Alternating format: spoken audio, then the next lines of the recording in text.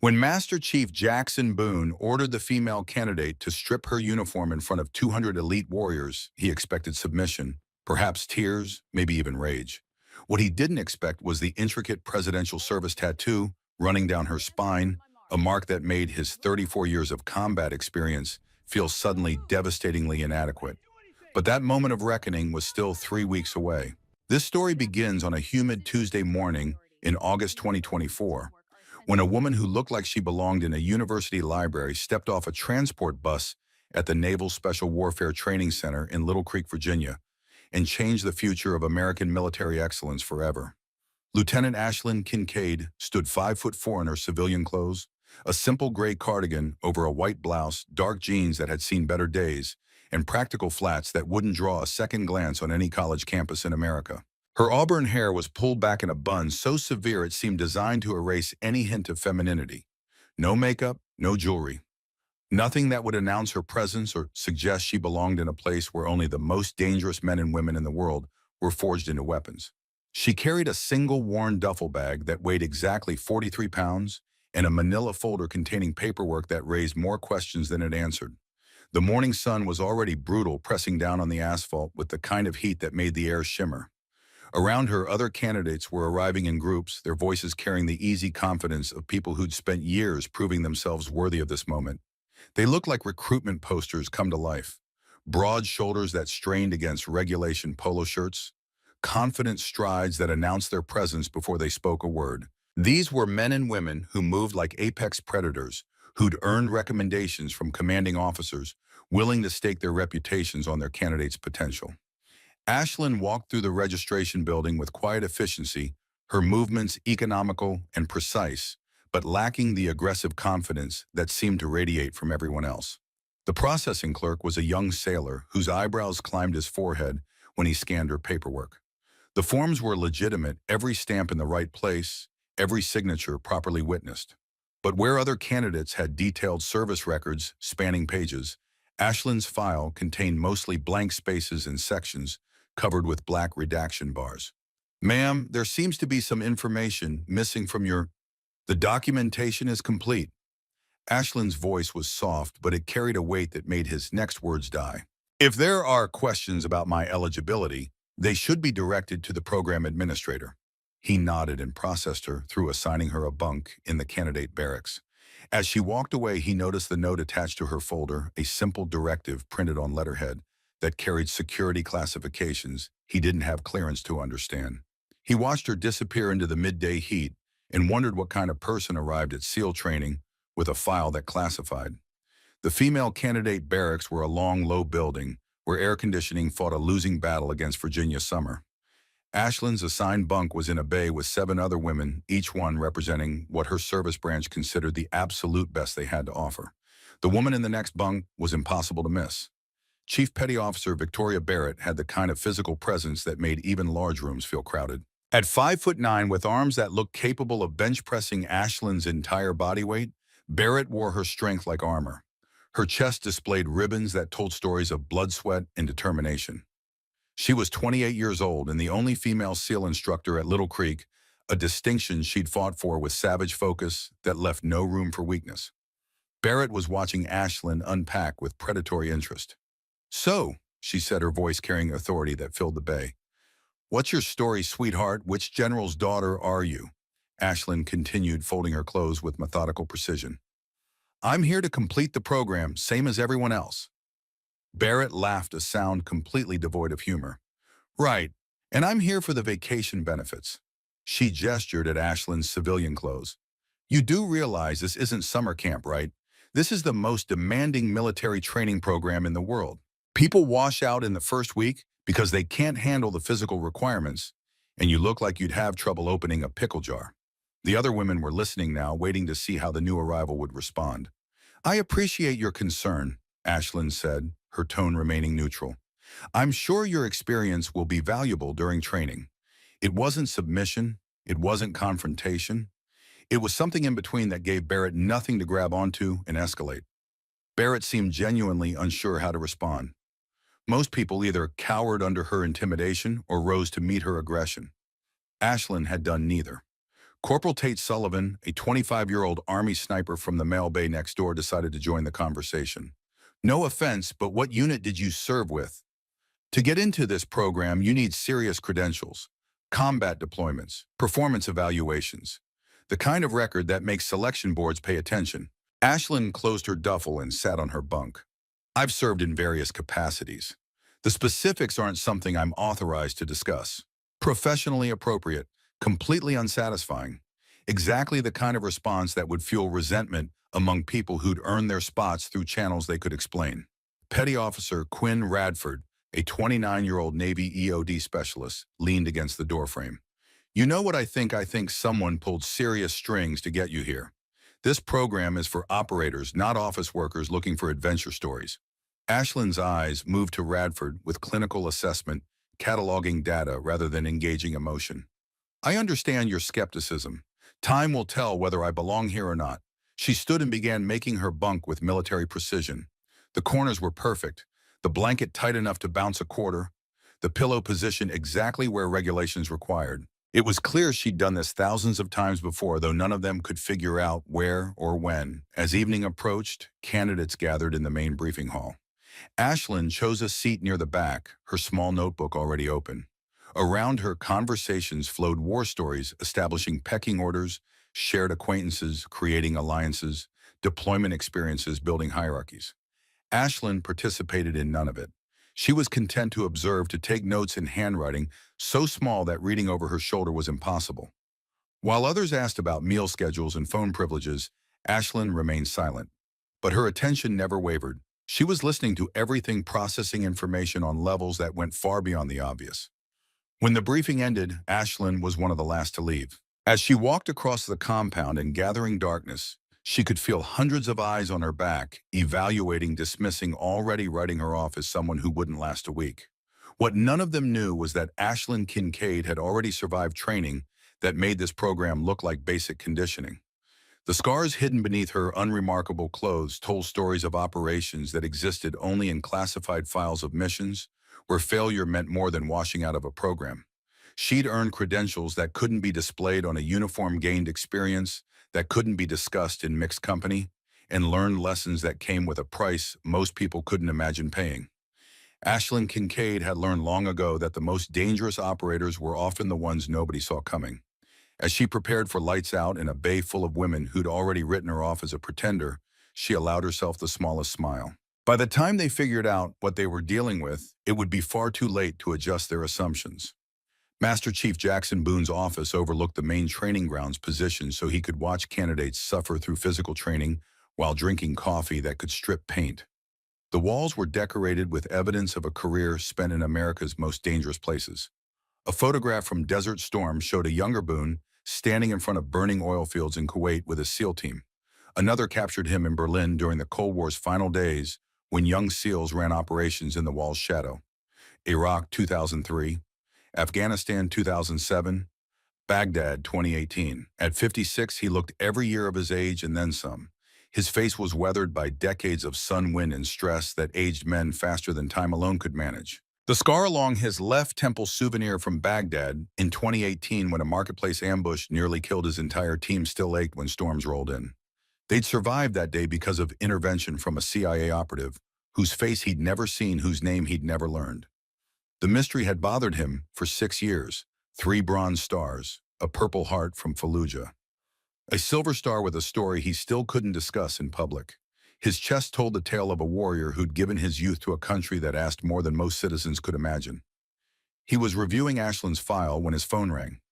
The paperwork was an exercise in frustration. Page after page of redacted information, entire sections covered with black bars. Where other candidates had detailed service records, Ashlyn Kincaid had blank spaces in security classifications that made his jaw clench. "What the hell is she hiding?" he muttered, flipping through pages that told him nothing. The only concrete information was her rank, Lieutenant 03, and her age 29. Everything else was classified at levels requiring clearance he didn't possess. His phone's caller ID showed a number he recognized, an old Desert Storm teammate who traded fieldwork for Pentagon desks 20 years ago. "Boone," he answered, voice carrying 3 decades of gravel. "Jack, it's Miller. You sitting down?" Boone leaned back in his chair, which creaked ominously. I'm looking at a candidate file that's 90% redacted. Unless you're calling to explain why we're training someone I'm not cleared to know about, I don't want to hear it. Long pause. When Miller spoke again, his voice carried weight. What do you know about presidential directive operatives? The question hit like cold water. Only that, if you're asking, I'm already in over my head. Why? Because you have one in your training class right now. And my advice, my very strong advice, is to back off and let it play out. Whatever she's there to do comes from higher up than both of us combined. Boone looked at Ashland's file with new understanding, not hiding incompetence or political connections, but operational details that literally couldn't be shared without compromising national security. How high up are we talking? The kind of high that has an office in a very specific white building in Washington, Jack. The kind that doesn't take phone calls from people like us. Stand down, let her complete whatever assessment she's running, and pray to God you don't end up in her final report. The line went dead. Boone sat in his office for a long time staring at Ashland's file and trying to reconcile what he knew with what he'd seen. A woman who looked like she belonged in a library was actually an operative with direct presidential authorization. The realization should have made him angry. Instead, it made him profoundly uneasy. Because if someone with that level of authority thought SEAL training needed evaluation, it meant they'd identified problems serious enough to warrant presidential attention. And Boone had a sinking feeling he was about to discover exactly what those problems were. The alarm shattered pre-dawn silence at 0500 hours, and Ashlyn was already awake. She'd learned to wake before alarms more than a decade ago in places where oversleeping meant death.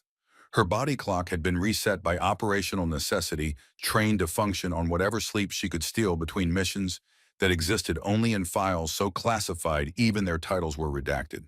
While her bunkmates groaned and stumbled toward gear, Ashlyn moved with quiet efficiency.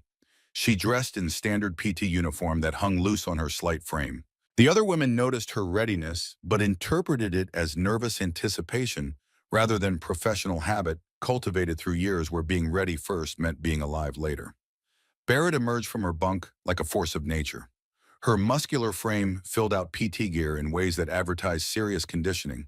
She glanced at Ashlyn with undisguised skepticism. Hope you've been hitting the gym, princess, because today is going to separate the players from the pretenders. The first physical training session was designed to establish baseline fitness levels, and it was brutal. 2 miles of running in full gear followed by an obstacle course that tested strength, agility, and mental toughness. Ashlyn fell into formation, her expression, neutral breathing, controlled. She didn't look nervous, but she also didn't look particularly confident, which confirmed others' assumptions. When the run began, Ashlyn settled into a pace that was steady but unremarkable. She wasn't struggling, breathing remained even stride efficient, but she wasn't dominating. She maintained position in the middle of the pack, running like someone who'd calculated exactly how much energy she needed without drawing unnecessary attention. Sullivan, running just ahead, kept glancing back with surprise and suspicion. Ashlyn should have been falling behind, should have been gasping for air.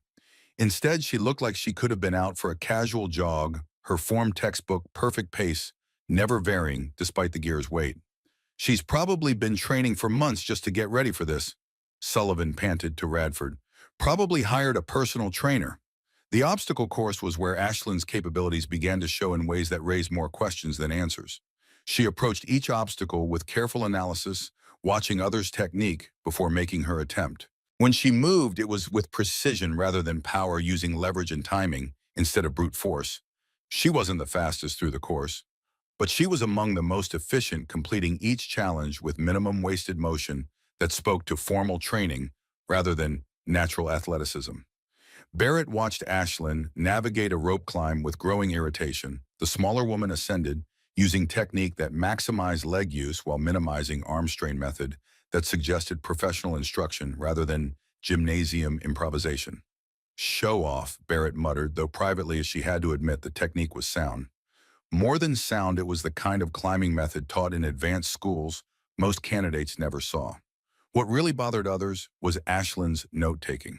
During breaks, while others caught breath or complained, Ashlyn would pull out her small notebook and write. Not casual observations, but detailed technical notes kept angled away from curious eyes. Her handwriting was cramped and quick-filled with abbreviations and symbols that looked like tactical notations. "What the hell is she writing?" Sullivan asked Barrett during a water break. "It's like she's conducting some scientific study." Barrett had been wondering the same thing. Ashlyn's behavior was unlike any trainee she'd encountered. Most people were either struggling to keep up or showing off superior conditioning. Ashlyn was doing neither. She was documenting everything with detached professionalism, someone conducting assessment rather than participating in training. Lieutenant Nathan Cross had been instructing at Little Creek for 6 years, developing what he considered infallible instinct for identifying candidates who would wash out. At 34, the former Army Ranger had seen enough failed warriors to recognize the signs early.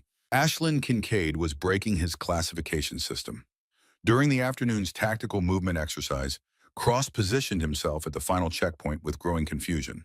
The exercise was straightforward in concept, but brutal in execution. Candidates had to move through wooded terrain while avoiding detection by instructors playing enemy observers.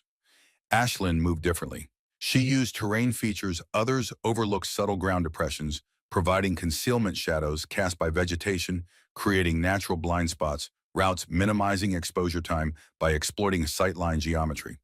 Her understanding of detection angles and observer psychology went far beyond anything taught in basic training or even advanced infantry schools.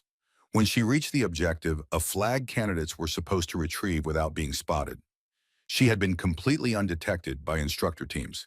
Not just difficult to see, but genuinely invisible, moving through forests like smoke. Cross was waiting at the finish point when Ashlyn emerged from the woodline, his expression troubled rather than congratulatory. "Where did you learn to move like that?" he asked without preamble. Ashlyn's response was polite deflection. "Various training courses, sir. Nothing that isn't available through standard military education." Technically true, completely misleading. Cross knew it. The movement techniques she displayed were taught in specialized schools most soldiers never even heard of. Her route selection showed understanding of advanced reconnaissance principles that came from real-world application rather than classroom instruction. Cross watched her walk away and made a decision that would haunt him. He said nothing to superiors about what he'd witnessed. He filed his observation report with standard comments about satisfactory performance. He convinced himself that whatever Ashlyn Kincaid was hiding would reveal itself eventually. It was the kind of decision good men make when institutional culture teaches them that questioning the system causes more problems than it solves. That evening, as candidates gathered for chow, speculation about Ashlyn reached new intensity. She had performed well enough to silence easiest criticisms that she didn't belong physically, couldn't handle basic demands. But her competence only deepened the mystery, and mystery bred resentment. Barrett, Sullivan, and Radford huddled together at one end of the mess hall. "There's something seriously wrong with her," Barrett said, picking at her meal without appetite. "Nobody moves like that without serious training, advanced training. And if she had that kind of training, why isn't it in her record?" Sullivan nodded vigorously. "And did you see that rope climb?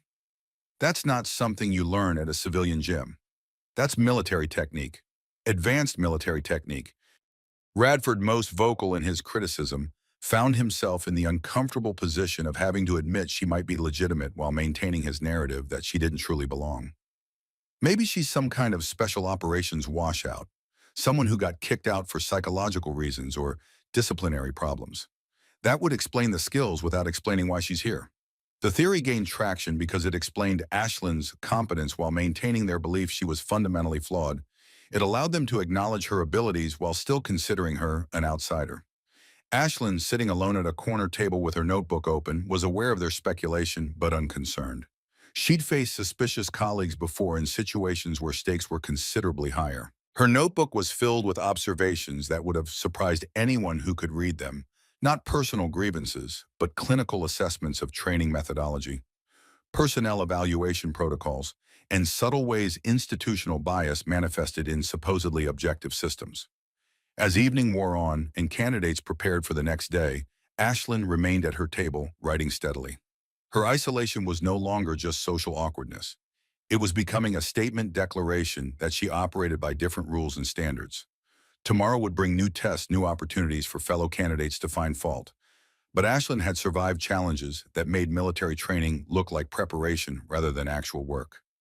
In his office, Boone sat staring at her file long after normal working hours, knowing something significant was unfolding under his command and feeling powerless to understand it before it was too late. The first week at Little Creek had established patterns that would define everything that followed. Ashlyn had proven she could handle physical demands, silence the easiest criticisms, and documented systematic failures in how the program evaluated competence. But her success had only deepened the mystery surrounding her presence, and mystery breeds resentment among warriors who believe they've earned their positions through transparent merit. By the end of the first week, Chief Petty Officer Victoria Barrett had made Ashlyn Kincaid her personal mission. What had started as casual dismissal had evolved into something more focused and deliberate, a campaign to expose what Barrett was convinced was an elaborate fraud. Barrett had built her reputation on her ability to identify weakness, to spot candidates who would crack under pressure before they endangered real missions. She'd fought too hard for her position as the only female SEAL instructor at Little Creek to tolerate someone she believed was taking shortcuts through connections rather than capability. In her mind, Ashlyn represented everything wrong with modern military culture politics, overriding performance connections, trumping competence. The fact that Ashlyn hadn't failed yet only proved how sophisticated the deception was. "She's good, I'll give her that," Barrett said to her growing circle of supporters during morning coffee, voice carrying grudging respect. "But there's a difference between being well prepared and being qualified. Anyone can train for specific tests if they know what's coming. Real operators adapt to chaos." Radford had appointed himself Barrett's primary ally in what they'd started calling Operation Reality Check. His EOD expertise had given him particular appreciation for identifying things that didn't belong, and everything about Ashlyn triggered his professional paranoia. "The way she takes those notes," he said, voice dropping to conspiratorial whisper. "She's documenting everything like she's planning to write a book or testify before Congress. Real operators don't do that. Real operators live in the moment. She's too analytical, too detached." Sullivan had initially been less certain about Ashlyn's illegitimacy, but Barrett's certainty was infectious. "Maybe she's some kind of corporate spy, trying to steal training methods for a private military company. That would explain why she's so well prepared and why her documentation is so thorough." The theory gained traction because it explained Ashlyn's competence while maintaining her status as outsider. If she was conducting industrial espionage, it would explain everything. It also justified their growing hostility as patriotic duty rather than personal animosity. Barrett decided it was time to move beyond speculation into direct action. During the second week's hand-to-hand combat training, she volunteered to partner with Ashlyn for demonstration purposes. Cross, still puzzled by Ashlyn's background, but unable to identify specific deficiencies, agreed to the pairing. "Let's see what you're really made of," Barrett said as they faced each other on the training mat, voice carrying across gathered candidates. She was 6 inches taller than Ashlyn and outweighed her by at least 40 pounds, with arms that looked capable of bending steel bars. Other candidates gathered around, sensing this was more than routine training. This was a test, a judgment, a moment where hierarchies would be established or destroyed. Ashlyn approached the sparring session with methodical calm. She studied Barrett's stance with clinical detachment, noting the slight favor toward her left side that suggested old injury, observing how Barrett's weight distribution revealed likely attack patterns. When Cross gave the signal to begin, Ashlyn didn't rush forward or attempt to match Barrett's aggressive energy. Instead, she waited. Barrett launched herself forward with confidence of someone who dominated every physical confrontation, throwing combination punches that should have overwhelmed her smaller opponent. Ashlyn slipped the first punch with minimal movement, just enough displacement to let the fist pass harmlessly. She redirected the second with technique that used Barrett's momentum against her and countered with strike that was precise rather than powerful. Barrett found herself off balance, confident. Assault turned into awkward stumble that left her exposed and confused. Ashlyn didn't press the advantage. She simply reset to defensive position and waited, her message clear. Barrett was fighting someone who understood combat at a level that went far beyond gymnasium sparring. "Lucky shot," Barrett muttered, though privately shaken. She'd felt Ashlyn's counterstrike land with surgical precision, targeting pressure points most people didn't know existed. The smaller woman's technique was too refined, too specialized for conventional military training. The second exchange was even more humiliating. Barrett attempted a grappling move that should have allowed her to use size advantage. Ashlyn flowed around the attack like water, ending up behind Barrett with position that could have ended the fight instantly. Again, Ashlyn didn't exploit the advantage. She simply disengaged and resumed ready stance. Cross called an end to the demonstration, but damage to Barrett's ego was complete in public. She'd been outclassed by someone she'd dismissed as pretender, and everyone had seen it. That afternoon, Barrett convened what amounted to a war council with Radford Sullivan and several other candidates who'd grown suspicious. They gathered in a maintenance shed away from instructor observation. "Did you see that?" Barrett said, face still flushed with embarrassment and anger. "Those weren't standard military techniques. That was specialized training stuff they don't teach in regular units. Krav Maga at minimum, maybe Russian Sistema or something even more classified." Radford nodded eagerly. "Exactly, which proves she's not what she claims to be. Nobody gets that kind of training without it being documented somewhere. The fact that her file is mostly redacted means someone's covering something up." Sullivan voiced what they were all thinking. What if she's not here to train? What if she's here to evaluate us, to report back to someone about our performance? The suggestion sent a chill through the group. Military careers could be destroyed by negative evaluations, especially from sources with authority that could redact entire service records. But Barrett doubled down with stubbornness of someone who'd invested too much to retreat. "Then we need to expose her before she can file whatever report she's planning. We need to force her into a situation where she has to reveal what she really is." The plan they developed was simple and cruel. During the next large group exercise, they would systematically isolate Ashlyn, force her to fail, and document her breakdown. If she was legitimate, candidate pressure would reveal limitations.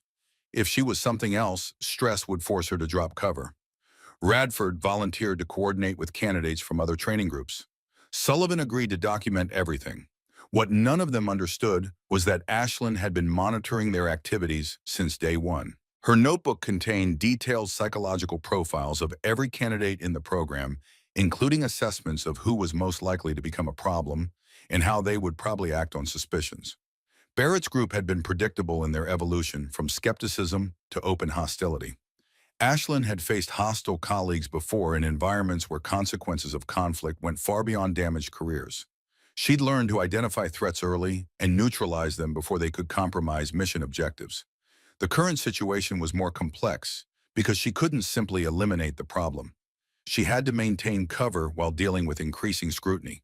As the second week drew to a close, Ashlyn could sense building pressure from Barrett's coalition. Their whispered conversations stopped when she entered rooms. Their glances had become openly hostile. Their comments had shifted from casual mockery to pointed accusations. They were preparing for confrontation building toward moment of reckoning. The irony wasn't lost on her. She'd volunteered for this assignment because her background made her uniquely qualified to assess and improve special operations training protocols. The president himself had signed orders that brought her here. But the same skills that made her valuable to national security made her suspicious to people who couldn't understand how someone could be so competent without fitting their expectations. They were about to learn their assumptions about strength, authority, and legitimacy were dangerously incomplete. The third week of training brought new intensity that pushed every candidate to breaking point. Instructors had weeded out the obviously unqualified, leaving 43 candidates who represented cream of their respective branches. Exercises became more complex standards, more demanding psychological pressure, more severe. It was exactly the environment Barrett and her allies had been waiting for, crucible, where Ashlyn's perceived weaknesses would finally be exposed. Ashlyn continued her routine, but hostility around her had become impossible to ignore. Conversations stopped when she entered mess hall. Equipment mysteriously went missing from her gear locker. Her bunk was repeatedly tossed during random inspections that seemed to target only her belongings. The harassment was systematic and coordinated, designed to create stress and distraction that would degrade performance. Cross noticed the change in group dynamics, but misinterpreted its significance. From his perspective, Ashlyn was finally facing social pressure that separated true operators from individuals who might be technically competent but couldn't function as part of team. Military effectiveness depended on cohesion. During the week's first major exercise, 48-hour field problem, testing everything from navigation to combat skills, Barrett's coalition put their plan into action. The exercise divided candidates into small teams for overlapping missions. Barrett had used her influence to ensure Ashland was assigned to her squad, along with Radford Sullivan and two other recruited candidates. The mission seemed straightforward: navigate 15 miles through hostile territory, gather intelligence at three objectives, extract to designated pickup point within time limit. What wasn't straightforward was deliberate sabotage that began almost immediately. Ashlyn had been designated team navigator role that should have played to her demonstrated strengths. But when she consulted the issued compass, she discovered it had been tampered with, needle offset by several degrees, enough to cause significant navigation errors over long distances. Problem? Barrett asked with theatrical innocence when Ashlyn paused to verify her initial bearing.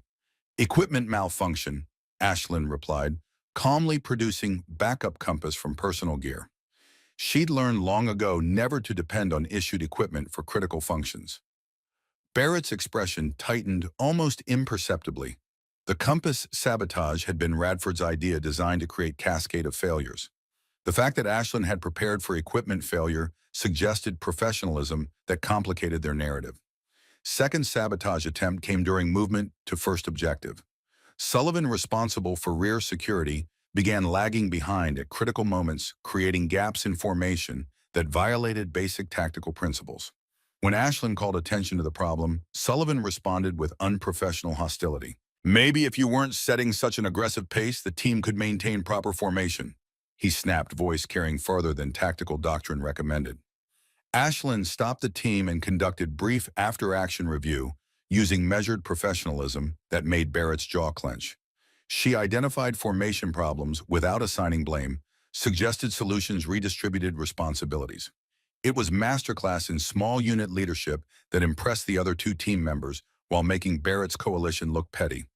Third and most serious sabotage attempt came at first objective, where team was supposed to conduct surveillance on an instructor playing enemy commander. Mission required careful coordination and strict noise discipline. Radford chose that exact moment to accidentally discharge his training weapon, blank round that sounded like cannon shot in quiet forest.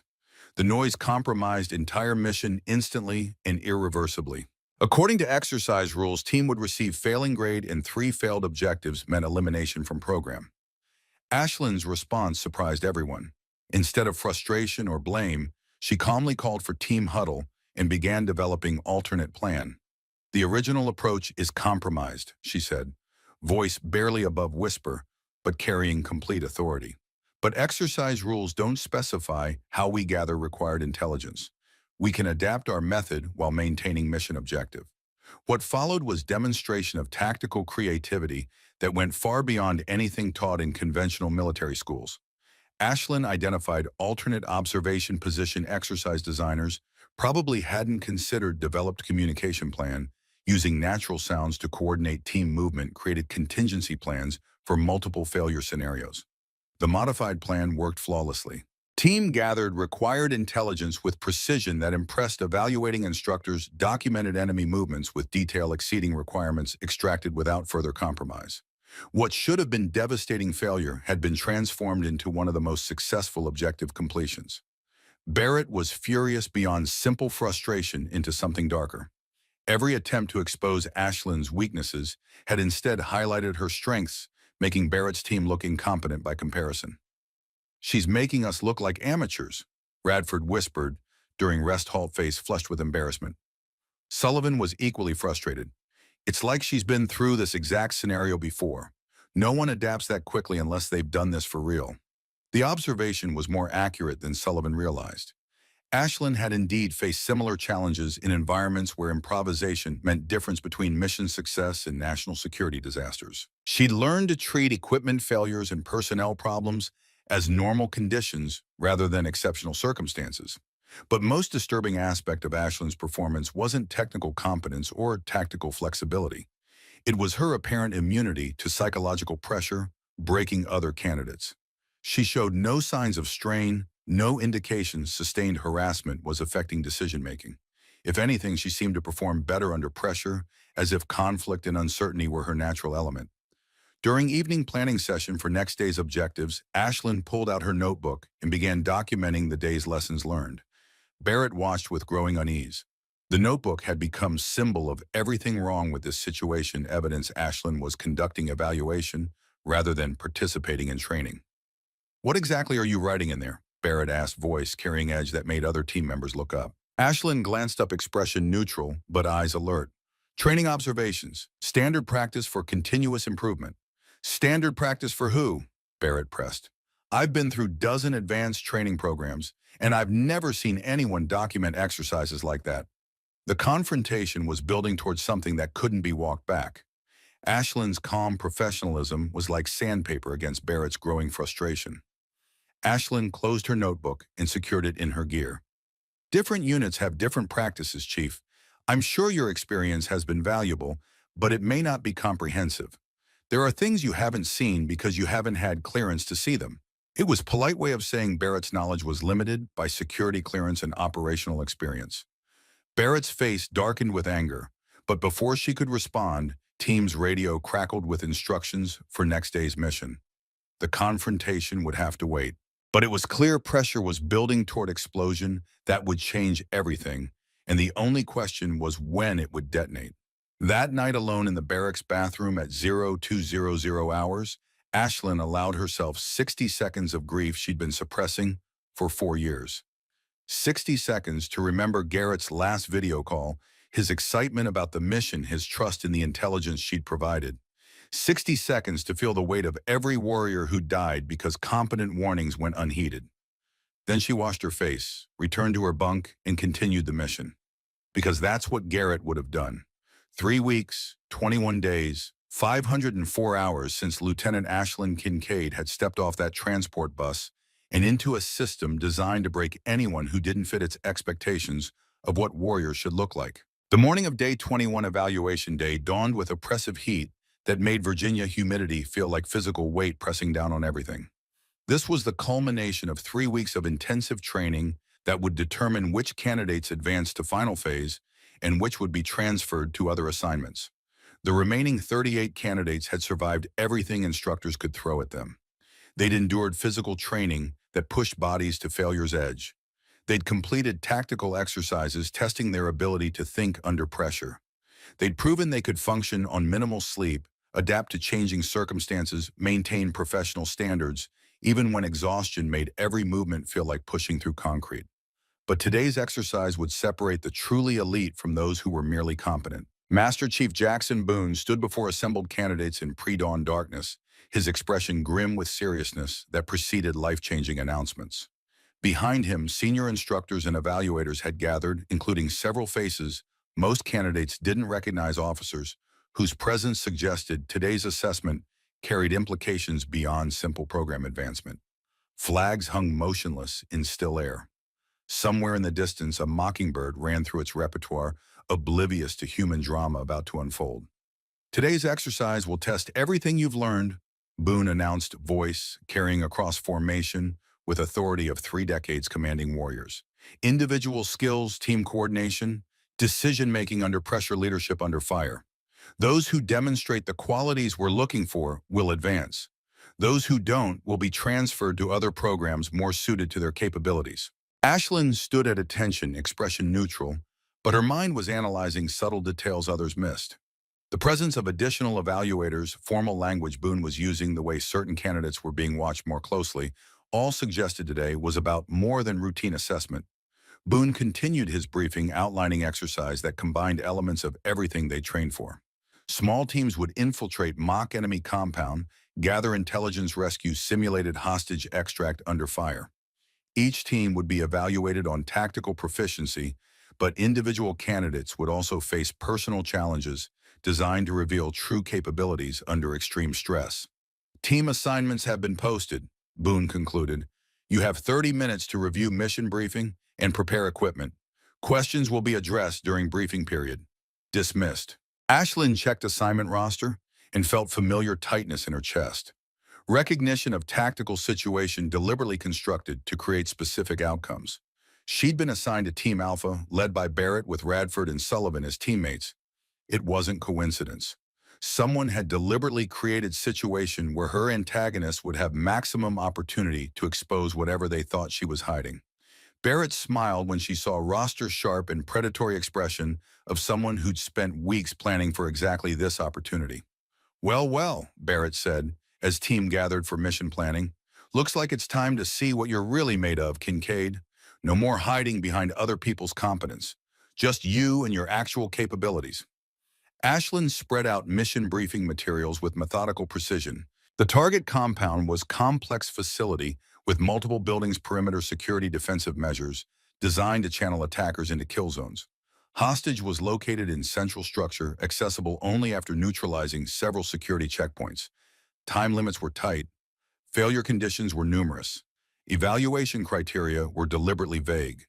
Standard infiltration approach, Radford suggested, tone making clear. He wasn't asking for input.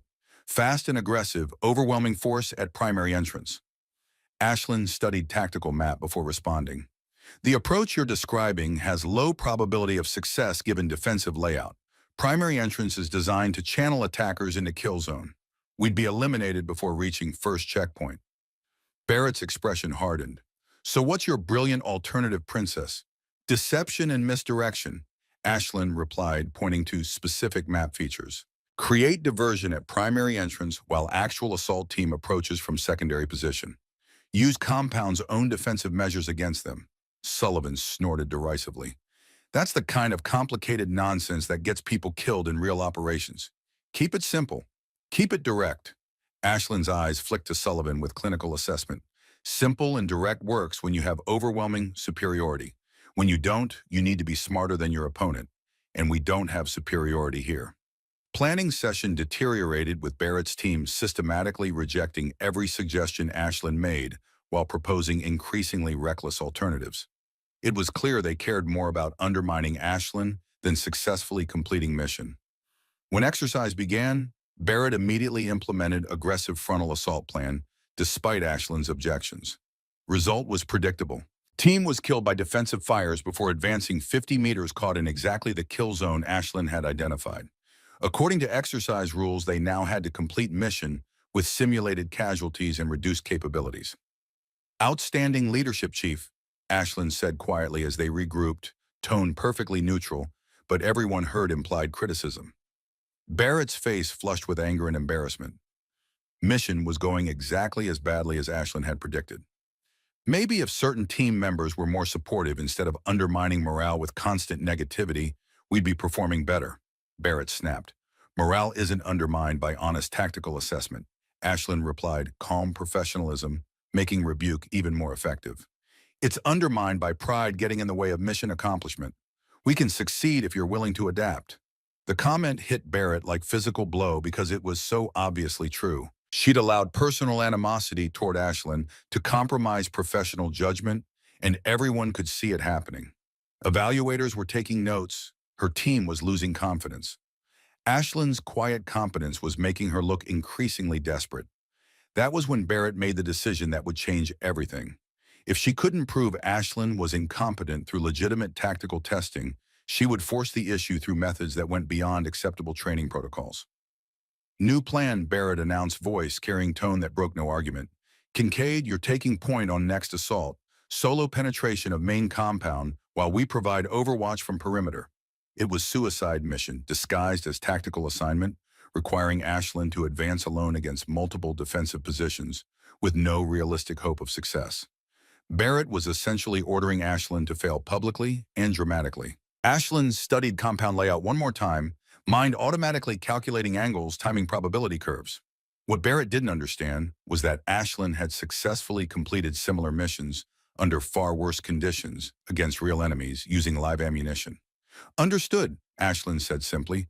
I'll need 5 minutes to plan approach route and identify. Nope, Barrett interrupted, voice sharp with frustration. You don't get 5 minutes to plan. You don't get to consult your precious notebook. You go now with equipment you have using skills you claim to possess. Move out or withdraw from program. Those are your only options. Other team members were looking uncomfortable now. Even they could see Barrett was crossing lines that had nothing to do with training evaluation. Ashland simply nodded and began checking gear with routine efficiency. Roger that, she said, initiating solo assault in 30 seconds. Barrett watched Ashland prepare for what should have been professional suicide and felt growing unease. Ashland wasn't showing any signs of stress or fear.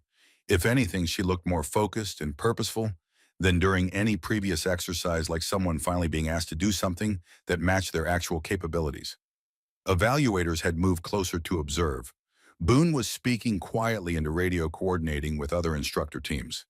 Everyone sensed they were about to witness something significant. Ashlyn finished equipment check and looked back at Barrett one final time. Any specific intelligence requirements beyond successful hostage recovery?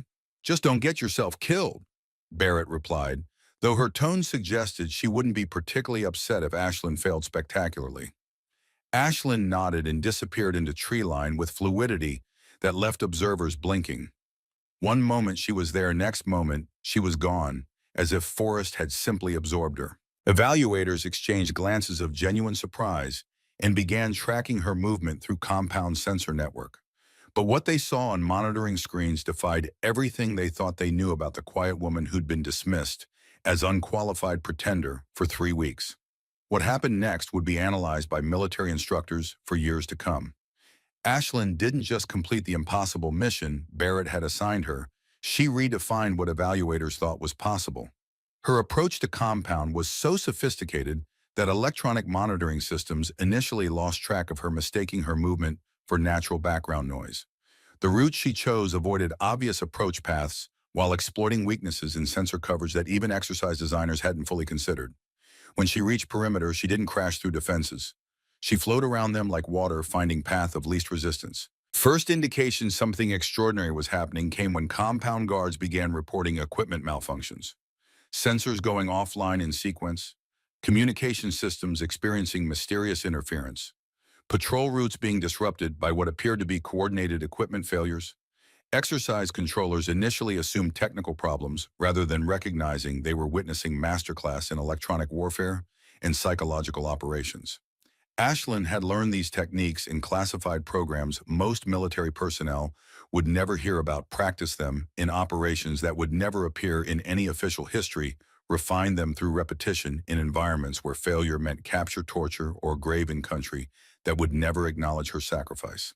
Barrett and her team, monitoring from Overwatch position, watched in growing disbelief as Ashlyn systematically dismantled compound defenses. Every assumption they'd made about her capabilities was being proven catastrophically wrong in real time.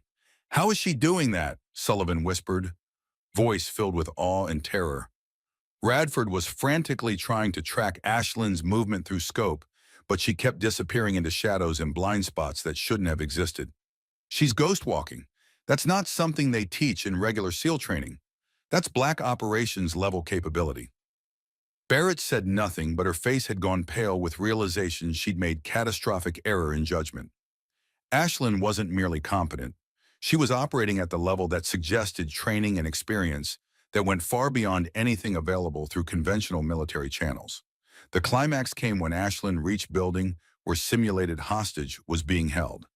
Instead of attempting direct assault, she implemented deception operation that convinced guards real attack was coming from completely different direction. While they repositioned to meet phantom threat, Ashlyn extracted hostage through route that had been considered impossible. In command post, Cross found himself reaching for radio to verify what he was seeing was actually happening. "Sir," monitoring technician said, voice filled with confusion, "candidate designated Ashlyn Kincaid has successfully completed all mission objectives. Hostage recovered with zero compromise. Intelligence gathered exceeding requirements. Zero casualties sustained. Time to completion 18 minutes and 43 seconds. Cross stared at tactical display, showing Ashlyn's route through compound path rendered in bright lines that looked like they'd been planned by someone with intimate knowledge of facilities design. But that was impossible. "Run it again," Cross ordered. "Check all sensors, verify timeline." While technicians verified Ashlyn's impossible performance, she was making her way back to rally point. But when she arrived, she found Barrett's team in heated argument, their unity fractured by reality of what they just witnessed. "That's not possible," Barrett was saying. "Nobody completes that mission solo. Nobody has those kinds of skills without it being documented somewhere." "Maybe it is documented," Radford replied quietly. "Maybe it's documented in files we don't have clearance to see, files that require presidential authorization to access." The suggestion hung in air like explosive device. If Ashland's capabilities were classified at levels above their security clearance, it would explain everything. It would also mean their campaign of harassment had been directed at someone whose actual authority went far beyond anything they'd imagine. Ashland emerged from tree line with silence that made everyone jump despite expecting her return. She wasn't breathing hard. Her equipment was properly secured. Her expression was calm and professional. Mission complete, she reported to Barrett with military formality. Hostage recovered. Intelligence gathered exceeding specified requirements. Extraction accomplished without compromise. Are there any additional tasking requirements? Barrett stared at Ashland as if seeing her for first time. The woman standing in front of her wasn't uncertain civilian candidate she'd been harassing for 3 weeks. This was someone who just demonstrated capabilities that belonged in special operations units at highest classification levels. Who are you? Barrett asked, voice barely above whisper. What are you really? Before Ashland could respond, Cross's voice crackled over team radio with urgency. All teams return to base immediately for debriefing. Team Alpha remain in position until instructed otherwise. Do not move from your current location. Acknowledge. Barrett acknowledged with voice that shook slightly. Within minutes, they could hear vehicles approaching, official SUVs with government plates carrying instructors and officials whose presence indicated routine training exercise had become something much more serious. Ashlyn watched approaching convoy with same calm professionalism, but internally she was calculating probabilities and preparing for multiple contingencies. Her cover had been blown not by enemy action, but by her own competence. The time for pretending to be ordinary candidate was over. Master Chief Jackson Boone stepped out of lead vehicle with measured authority that came from 30 years of special operations experience. Behind him, Captain Robert Pierce emerged, expression grim with seriousness that preceded career-ending conversations. Barrett and her team stood at attention, but military bearing couldn't hide confusion and fear radiating from them. Stand at ease, Boone commanded. His eyes swept group before settling on Ashland, with expression difficult to read, recognition mixed with something that looked almost like remorse. Ashland remained at attention despite command to relax posture, perfect expression, neutral, but there was something in her eyes now, recognition perhaps, or acknowledgement that game was finally over. Candidate Kincaid, Boone said, voice carefully controlled, your performance during today's exercise has raised questions requiring immediate clarification. Questions that go beyond normal training evaluation protocols. Yes, sir, Ashland replied, voice steady. Boone pulled out tablet and consulted information clearly classified above everyone else's clearance. According to our records, you're here as civilian candidate with limited military background. But what we just observed suggests capabilities fundamentally inconsistent with that assessment. Barrett couldn't contain herself. Sir, she's been acting suspicious since day one. The way she takes notes, equipment she carries, techniques she uses, none of it matches her official story. We've been trying to expose her true purpose for... Boone's gaze shifted to Barrett with cold assessment. Chief Barrett, your concerns have been noted and documented. However, you're not qualified to make judgments about operational capabilities or security classifications above your clearance level. Your behavior toward candidate Kincaid will be subject to review by appropriate authorities. The rebuke was delivered with surgical precision, but Boone wasn't finished. In fact, he continued, voice taking on edge, your conduct toward candidate Kincaid has been recorded by multiple surveillance systems. Harassment of personnel operating under classified authority is serious matter that carries implications beyond normal disciplinary procedures. The words hit Barrett like physical blows. If Ashland was operating under classified authority, then everything Barrett had done constituted interference with classified operation. Boone turned back to Ashland. I'm going to ask you direct question, Lieutenant, and I need direct answer. Are you operating under presidential directive? Presidential directives were among most classified authorities in entire government reserved for operations affecting national security at highest strategic levels. Ashland met Boone's eyes with steady confidence. For first time since arriving at Little Creek, she spoke with full authority visible. Sir, I am not authorized to discuss assignment details without proper authentication protocols. However, I can confirm my presence here is authorized at highest levels of government, and my mission parameters include assessment of training culture and personnel evaluation procedures. Neither confirmation nor denial, but exactly the kind of response someone operating under presidential authority would give. Boone nodded slowly. Very well. He turned to Pierce and spoke quietly using terms candidates couldn't hear, but that clearly carried significant weight. After a brief exchange involving multiple references to security protocols, Boone walked back to his vehicle and returned with secure communication device. He placed call using codes confirming he was speaking to very high-level authority. Conversation was brief but clearly decisive. When it ended, Boone's expression was grim with certainty of consequences that couldn't be appealed. He approached Ashlyn again. Lieutenant Kincaid, I've been authorized to request formal verification of your credentials. If you are operating under presidential directive, as your response suggests, you'll need to provide proof of your authority. Ashlyn nodded calmly and began removing her tactical vest and outer uniform shirt. The action sent ripple of surprise through assembled candidates seemed like inappropriate response to request for identification. But as Ashlyn turned to expose her back-removing undershirt that was last barrier between her skin and official observation, reason for her actions became immediately and devastatingly clear. Running down length of her spine was intricate tattoo that made Boone's breath catch. Presidential service badge was rendered in elaborate detail, distinctive eagle and shield design, positioned at center of her spine between shoulder blades. But this wasn't just any presidential service tattoo. Additional elements surrounding central design told story that made Boone's blood run cold. Trident with wings emblem of CIA's Special Activities Center, positioned on right shoulder blade, marking her as operative who'd conducted paramilitary operations in gray areas where military and intelligence work merged. 13 stars arranged in circle on left shoulder blade indicated 13 successful direct action missions completed under classified authority. Specific coordinates tattooed below main design, 34.5331 degrees, N 69.1653 degrees, E Kabul, Afghanistan. Date rendered in small, precise numbers, the 20th of August, 2020. And below everything else in script, so small it was barely legible, for those who warned GK. Boone stared at tattoo and his mind was suddenly flooded with memories. Sweet Mother of God, he whispered. Professional composure cracking. Phoenix Protocol. Baghdad 2018, 4 years after the scar along his temple had formed. Boone's SEAL team pinned down by sniper fire in Marketplace. 8 men trapped with ammunition running low. Figure in tactical gear with face completely obscured had appeared like ghost. Master Chief Boone, your exfiltration route is compromised. Follow me if you want your team to survive.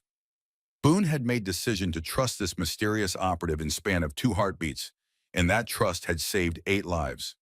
Before disappearing operative had spoken one final time, call sign Wraith, stay alive, Master Chief, your country still needs you. Boone had never seen operatives' face, never learned their true identity. Second memory hit harder. Afghanistan, August 2024 years ago, though grief felt like yesterday. Phone call in middle of night. Female voice professional, but carrying undercurrent of suppressed emotion. Master Chief Boone, this is to inform you Lieutenant Garrett Kincaid was killed in action during operations in Kabul. My asset provided intelligence warning about enemy positioning. The warning was dismissed by command authority. I'm calling because Lieutenant Kincaid spoke highly of your mentorship, and I wanted you to know his death could have been prevented. Boone had tried to get more information, but caller had continued as if he hadn't spoken. Master Chief, I'm telling you this because someone needs to know truth.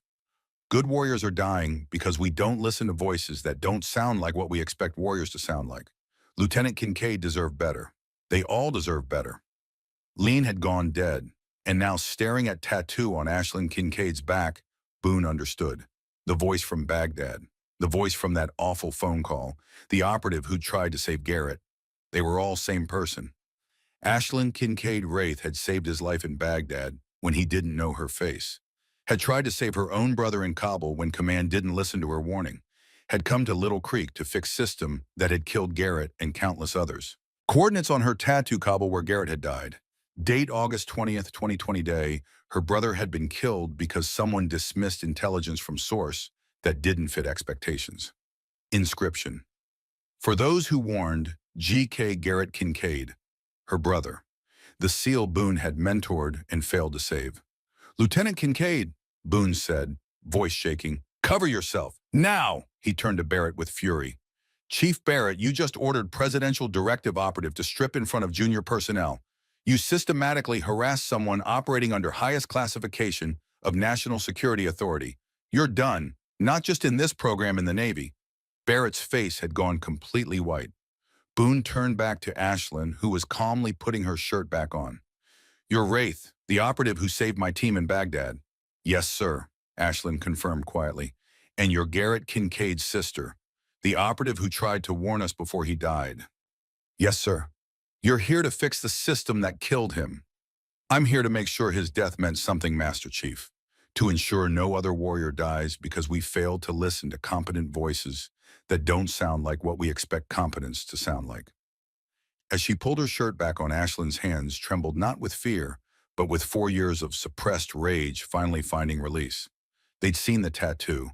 They'd seen Garrett's initials. They knew. The mission was complete. Her brother's death would mean something. She steadied her breathing, smoothed her uniform, and met Boone's eyes with calm professionalism that had carried her through operations where tears were luxury she couldn't afford. Candidates watching were struggling to process what they were witnessing.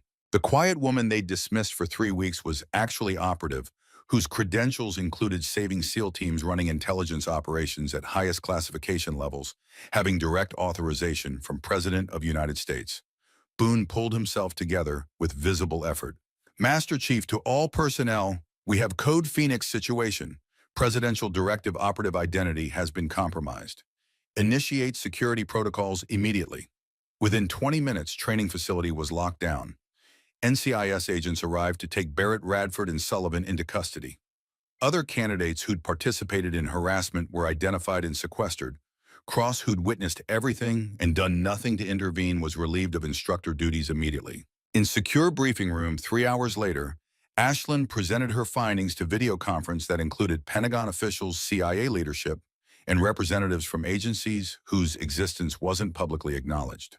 The current system, she explained, displaying statistical analysis she'd compiled over 3 weeks, prioritizes obvious demonstrations of competence over actual capability assessment. This creates systematic bias against operatives whose strengths don't conform to traditional expectations. She showed correlation data between harassment incidents and competence levels, disturbing pattern where some of most capable candidates face most severe social pressure because their competence didn't announce itself in expected ways. Recommendation 1. Implement blind evaluation protocols where candidate assessment is separated from demographic information and social dynamics. Recommendation 2. Establish zero-tolerance enforcement for harassment with immediate termination. No exceptions. Recommendation 3. Redesign training scenarios to value intelligence analysis and adaptive thinking equally with physical performance. But Ashlyn had one more recommendation that surprised everyone. "I recommend Master Chief Jackson Boone be promoted to Director of SEAL Training Standards and tasked with implementing these reforms. He represents best of traditional SEAL culture, but he demonstrated capacity for growth when presented with evidence that challenged his assumptions.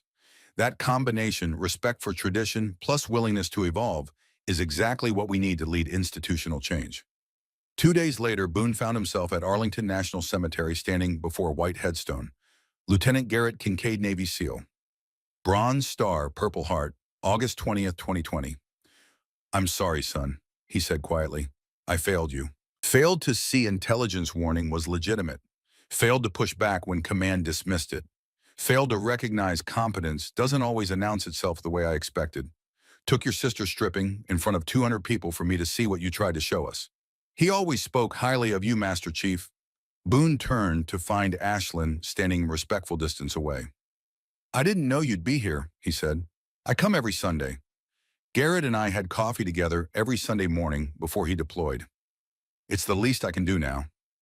They stood together in silence, two warriors separated by age and experience, but connected by shared grief and determination that Garrett's death would mean something. "Your brother said his sister was doing important work he couldn't discuss," Boone finally said. "I thought he meant State Department or NSA analysis. Never imagined you were running operations in field." "He was proud of you," Ashlyn replied. "Said you were only instructor who treated operators like thinking warriors instead of just muscle. Help me prove he was right about you, Master Chief." "I don't deserve, None of us deserve anything, sir. We earn it through what we do next. Help me build something that honors what Garrett believed in." Boone looked at Headstone, then back at Ashlyn, and made his decision. "What do you need me to do?" 3 months later, Navy announced establishment of Garrett Kincaid Memorial Training Protocol, comprehensive reform of special operations training, incorporating every recommendation from Ashland's assessment. Official name honored her brother, ensuring his sacrifice would be remembered as catalyst for change. Boone was promoted to Director of SEAL Training Standards, with Ashland serving as Deputy Director for Tactical Assessment while maintaining CIA position. Together, they implemented changes that transformed how military identified and developed elite warriors. Blind evaluation systems removed demographic information from performance assessments. Harassment protocols were enforced with immediate termination, violators removed before they could poison entire training classes. Training scenarios were redesigned to value analytical thinking and adaptive problem-solving equally with physical performance. Results were measurable and dramatic. Within 2 years, SEAL graduation rates increased 42% while maintaining operational standards. Mission success rates improved 28%. Most significantly, KIA rates decreased 35%. Warriors weren't dying because competent warnings from unexpected sources were finally being heard. Female SEAL candidates increased from effectively 0 to 8 graduations in first 2 years. Not because of quotas, but because women who possessed genuine capability were finally being evaluated fairly. International allies began adopting modified versions of Kincaid Protocol. British SAS, Australian SAS, or Canadian JTF-2 implemented reforms based on Ashland's insights. But perhaps most meaningful measure of success came in letters that filled Ashland's desk drawer. Captain Jennifer Bryce, rejected from SEAL training 3 times under old protocols, wrote, now leading SEAL Team 7 Platoon. Last month, we prevented embassy attack in East Africa because I recognized cultural intelligence patterns others missed. The old system would have eliminated me. The Kincaid Protocol gave me chance to serve. The transformation hadn't been easy or immediate. Barrett's court-martial had made headlines in military publications. During 18 months at Leavenworth, she'd written Ashland's 7 letters. First 6 went unanswered. 7th, genuine acknowledgement of how her own harassment as young Marine had twisted into perpetuating same abuse, received 2-sentence reply, your recognition of cycle matters. Use it to help others break it. Radford had become cautionary tale in EOD training. His security clearance revocation meant end of any career involving trust. Sullivan had taken different path. After bad conduct discharge, he'd enrolled in community college, earned degree in counseling, now worked with veterans struggling with transition to civilian life. His office wall displayed framed copy of Kincaid Protocol with handwritten note, I learned too late that competence doesn't announce itself. Now I help others recognize it earlier. International impact had exceeded even Ashland's projections. British SAS Major Elizabeth Thornton had visited Little Creek to study protocol, then implemented modified version that increased female SAS selection by 300% in 2 years. Data was undeniable. Units using Kincaid Protocol methodologies showed 28% improvement in mission success rates and 35% reduction in KIA rates across 47 classified operations, spanning 23 countries. 5 years after that August morning, Commander Ashland Kincaid stood in her Pentagon office, reviewing global impact of reforms that had started with 3 weeks of hell at Little Creek. Master Chief Jackson Boone, at 61, had retired from active duty, but maintained status as guest lecturer teaching next generation of SEAL instructors about cost of institutional bias. Together, they'd built something that transcended personal relationship or individual achievements. Kincaid Protocol represented fundamental shift in how America's military understood relationship between competence and appearance, between tradition and evolution, between what warriors looked like and what warriors could accomplish. On Memorial Day, Ashland and Boone stood together at Garrett's grave, as they did every year. Headstone had been updated with new inscription. His sacrifice ensured no warrior's warning would be dismissed again. Ashland placed her Presidential Service Medal on grave. She had 4 now, could spare one for brother whose death had catalyzed everything that followed. Boone saluted with precision of someone who'd performed this gesture 10,000 times, but never with more meaning than this moment. We did it, Garrett, Ashland said quietly. The quiet voices are heard now. Your death wasn't in vain. Behind them, 200 SEALs in dress whites stood in silent formation, annual memorial for all fallen warriors. Among them were faces representing new reality. Kincaid Protocol had created female SEALs, analysts turned operators warriors, whose competence had been recognized despite not fitting traditional molds. One young female SEAL approached Ashlyn with hesitant respect. "Commander Kincaid, I wanted to thank you. I was rejected twice under old system, told I didn't fit what SEALs were supposed to look like. Kincaid protocol gave me second chance. Last month I completed direct action mission your brother would have been proud of." Ashlyn studied young woman, maybe 25, with lean build and intelligent eyes that suggested she succeeded through thinking as much as fighting. "What's your name, Petty Officer?" "Sarah Mitchell, ma'am." "Well, Petty Officer Mitchell's system didn't give you second chance. You earned your place by being competent enough that even broken system couldn't completely hide your capability. Kincaid protocol just made sure you were evaluated fairly. The rest was all you." Young SEAL smiled, saluted, and returned to her unit, another warrior whose career existed, because two people had been willing to transform personal tragedy into institutional change. Boone watched, exchanged, and thought about path that had brought him here. From young SEAL in Desert Storm, who'd believed he knew what warriors looked like through decades of operations, where he'd gradually learned competence came in unexpected packages, to standing beside woman whose brother he'd failed to save, but whose legacy he'd helped preserve. "Think we've done enough, Commander?" he asked. Ashlyn looked across a sea of white headstones, each one representing warrior who'd given everything. "We've done what Garrett needed us to do, Master Chief. We've made sure his voice and voices of everyone like him who tried to warn us will be heard. That's not enough because this work is never finished. But it's something. It's a start." They walked together towards cemetery gates. Two warriors from different generations who'd learned that true strength often remained hidden until moment it was needed most. Tattoo on Ashlyn's spine remained hidden beneath her dress uniform as she and Boone walked toward parking lot. But its meaning had spread throughout military establishment and beyond, not as symbol of authority that demanded respect, but as reminder that most dangerous operators were often ones nobody saw coming. Opening line of Kincaid Protocol Training Manual, now required reading for every special operations instructor in U.S. military, came from Garrett's last letter to his sister. "The quietest voices see furthest. Listen. 3 weeks in hell, 4 years of grief, 5 years of reform, 23 allied nations transformed, thousands of warriors now serving who would have been dismissed under old system, and one Master Chief who'd learned that admitting you were wrong was first step toward being right." As they reached parking lot, Boone turned back one final time toward Garrett's grave. "Think he'd be proud, Commander?" Ashlyn followed his gaze to a sea of white stones, each one representing warrior who'd given everything. "He'd be proud that we listened, Master Chief." That's all he ever asked. They'd stripped her bare in front of 200 warriors expecting to expose weakness. Instead, they'd exposed a system that measured strength by all the wrong standards.